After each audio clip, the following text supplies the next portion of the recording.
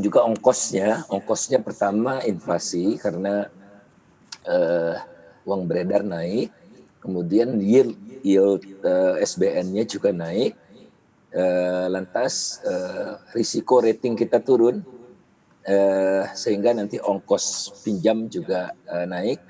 Yang keempat, ini shifting beban.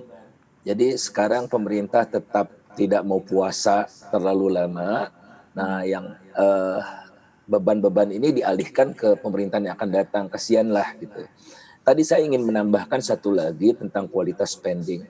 Ada 63 triliun rupiah untuk sembako.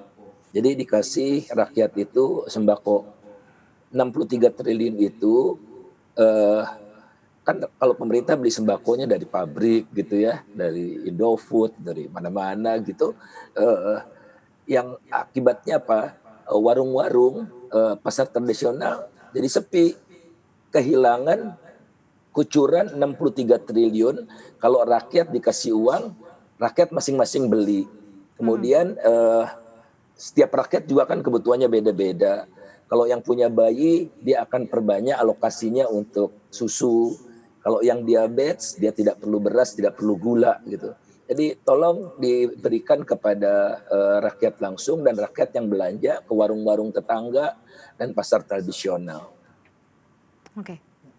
Pak, bicara efek inflasi, Nah, ya efek inflasi dari itu burden sharing antara Bank Indonesia dan Kementerian Keuangan. Kalau kita mengikuti teori kuantitas uang kan memang benar ya, katanya ketika uang beredar meningkat maka inflasi akan bertambah atau meninggi. Tetapi kalau kondisinya sedang tidak normal seperti sekarang, di mana supply demand juga tidak berimbang, permintaan turun karena banyak masyarakat yang tidak bisa spending lebih tinggi karena mungkin mereka di PHK atau lockdown bikin bisnis mereka terganggu. Bukankah ini justru menjadi semacam penyelamat? Yaitu kalau menurut Milton Friedman itu kan jadi semacam teori helikopter uang gitu, membantu agar permintaan bertumbuh ketika kondisi sedang tidak normal.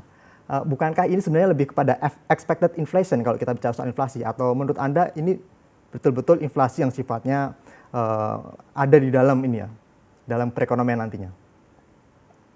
Nanti pertama expected inflation, kedua tadi uang banyak tapi tidak efektif untuk bisa channeling ke sektor real.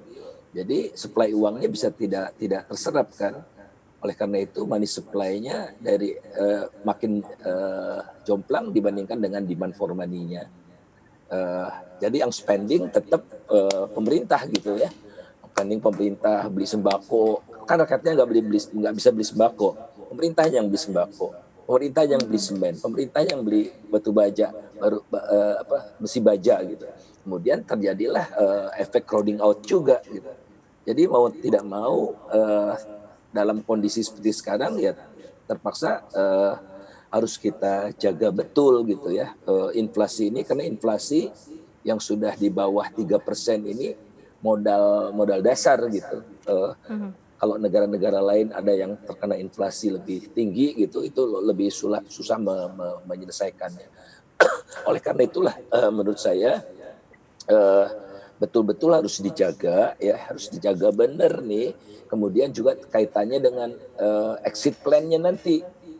Ini kan tidak bisa terus-menerus dalam situasi tidak normal. Nanti soon-nya kan SBN-nya harus diserap lagi dari pasar kan, supaya seimbang lagi. Nah, exit strateginya juga berat itu. Kalau jadi efeknya itu tidak hanya sekarang, tapi 1, 2, 3 tahun ke depan mesti terus berjalan.